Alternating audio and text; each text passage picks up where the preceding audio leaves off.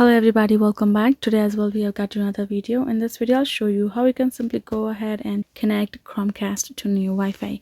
But before that, please do make sure to like our video, subscribe our channel, and yes, without any further delay, let's get into it.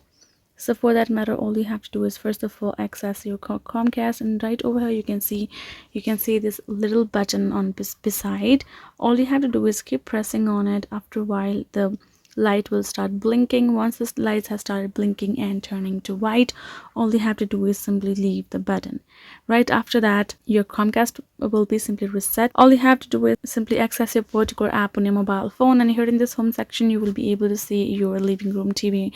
Right, all you have to do is tap on the square icon on top, and here in this device setting you will be able to access this option of Wi-Fi right over here. Simply go ahead, tap on it, and once you have tapped on the Wi-Fi network and tapped on forgot, you will be able to again ask for the reconfirmation. Tap on this forget network. It will simply redirect you to the home screen of it. Simply go ahead, follow the on-screen prompts for you to enter the new network's information. Once you have added and confirmed it, you will be able to access new Wi-Fi for your Chromecast just likewise over there.